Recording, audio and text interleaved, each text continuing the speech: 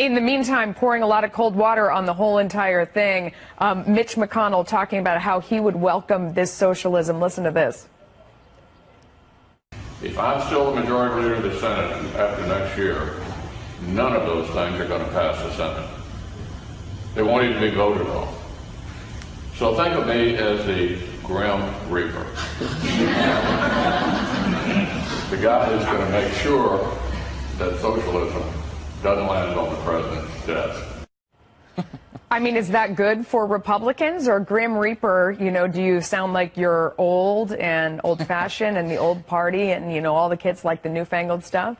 It is the first time I've heard a politician refer to himself as the Grim Reaper, but it does certainly work with the base. He has faced primary challenges before. I think Donald Trump is going to endorse Mitch McConnell, and that'll probably prevent any scare of a primary challenge. But then he's also have to worry about the general and then worry about the majority in the Senate. So I think this is his pitch. Listen, if you reelect Republicans in the Senate, we'll stop these ideas, which he says are crazy and have not just a few people, a lot of people in the Democratic Party support them. Yeah. Bob Cusack, thank you so much. Thanks, Melissa. In the early 1990s, the East African country of Somalia was rocked by civil war and subsequent famine. The U.S. sent troops there not to conquer land or steal resources, but purely to save lives. And we did that. We saved about 100,000 Somalis. That, by the way, was 1993, not 1992. I misremembered it. Seems like just yesterday. But Somali-American Congresswoman Ilhan Omar is not grateful for what the U.S. did on behalf of the country she was born in. No, she thinks American troops were the bad guys in that conflict. A couple of years ago, she responded on Twitter to a user who was remembering the 19 American troops killed during the Battle of Mogadishu. She wrote this, quote, "In his selective memory, he forgets to also mention the thousands of Somalis killed by American forces that day!" Exclamation point. Hashtag not today, Satan. Sergeant Major Kyle Lamb fought that day in the Battle of Mogadishu. He's the author of the book Leadership in the Shadows, and we're happy to have him tonight. Thanks very much for coming on tonight. Thanks for having me. Lamb. When you read Ilhan Omar's remarks about the battle that you fought in, what's your response? Well, normally it's humorous, but at this point it's kind of disturbing because, I mean, first of all, she wasn't there. She'd already left the country. We were there, and I've never heard numbers quite that inflated. I mean, we wished we could have done that much damage, but that didn't happen as far as I know. Well, I guess what's so striking is, and the U.S. has done things I disagree with around the world, but in this case, it seemed like the mission was purely altruistic. We were only there to help. We didn't take Somalia. I mean, did you steal gold or natural resources when you were there?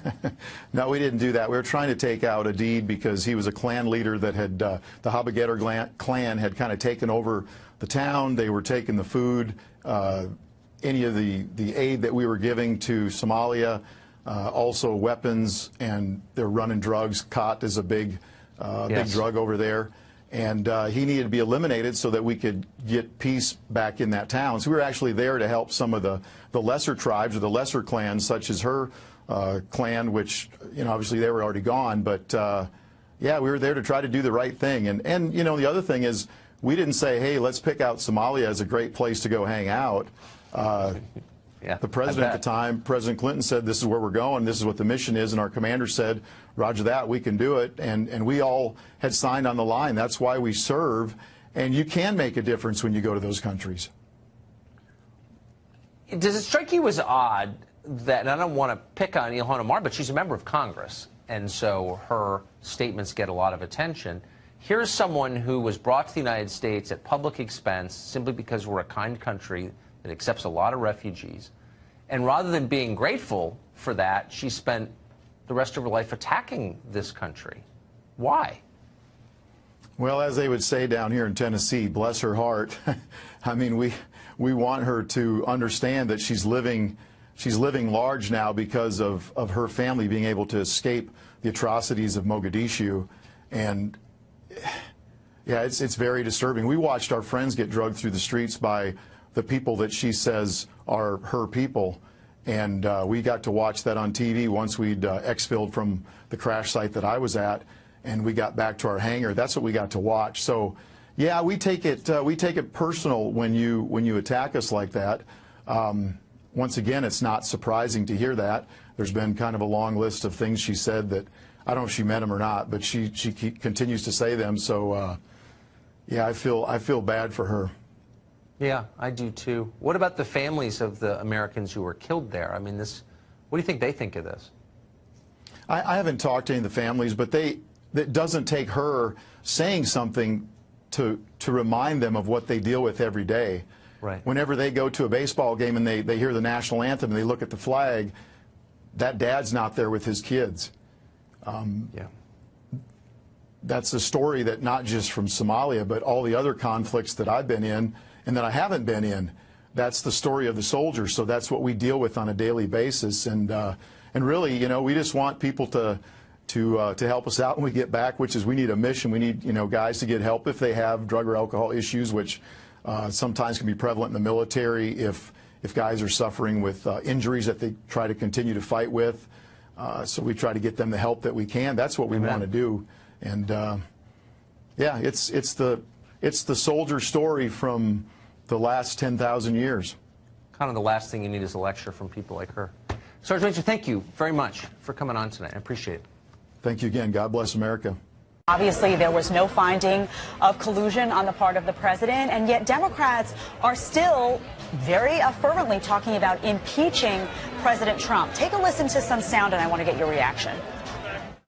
The fact of the matter is, I think that when you look at this report, you can see that there's enough information to move forward with impeachment on this president. What is the best thing for the country? It may be that we undertake an impeachment nonetheless. If proven, some of this would be impeachable, yes. All right. Obstruction of justice, if proven, would be impeachable. If we did not win, possibly, if there were not impeachment, what is going to happen is that the president is going to be emboldened. So, Sarah, obviously some arguing that the purpose of Part 2 of the Mueller report all along was to incentivize impeachment and to kind of give Democrats in Congress a little nod to say, here's the takeoff. What do you think? Look, Democrats got beat in 2016, and they got beat because they had a bad candidate and we had a great candidate.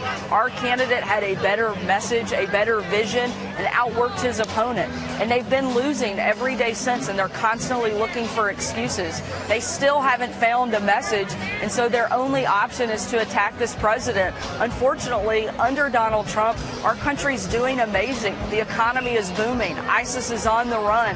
We are becoming an energy-dominant and energy-independent country again. We could not be doing better under this president in just 2 short years, and I think that the country is going to benefit a great deal more by having President Trump for another 6 years. And I think it's sad what Democrats are doing. They have the option. They could be working with the president to solve some of the big problems. So far, the president's done it on his own, but he'd be happy to work with Democrats and see that impact double. There are some places I think that we could get there, whether it's on lowering prescription drug prices or working to help veterans, continuing to grow the economy. There are a number of places I think that Democrats should want to work with the president, and hopefully they'll start to see that what they're doing and continuing to attack the president is not a winning message. They should know that by now because they just keep losing and President Trump keeps winning. Hopefully they'll see that and change their ways and start to work with us instead of against us. Well, frankly, the country deserves better. The country deserves better than what the Democrats are offering. They've become not just an embarrassment to their party, but an embarrassment for public service because they are not providing the service to which they were elected to actually fulfill. And hopefully that changes, but I don't see a lot of progress in their message at this point at all. It does sound as if, Sarah, they're going to have a conference call today to figure out where they go from here, whether they continue to call for impeachment or investigation or whatever. But we want to play a soundbite for you from CNN on... Steve, if they have to get a conference call together to figure out where they're going from here, they shouldn't be in office in the first place. They should have known what they were coming to do when they got to Washington. And so far, again, all they do is attack the president. And I think it's quite sad that they've got to have a conference call with all of their members to figure out what they're going to do with themselves. Now that the Mueller report is out and proven that there was no collusion and no obstruction, that message plan didn't work. So now it's like, what do we do? Right. It's simply sad. Okay, Sarah, on Friday, April Ryan from CNN actually kind of mentioned you. We're going to play that soundbite and get your reaction. The American people can't trust her.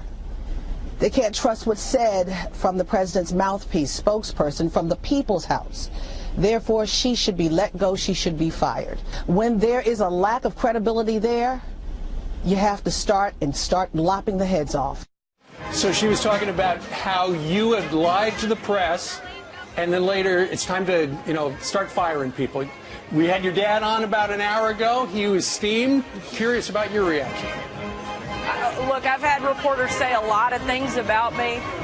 They've said I should be choked. They said I should deserve a lifetime of harassment, but certainly never had somebody say that I should be decapitated. This takes us to a new low, even for the liberal media.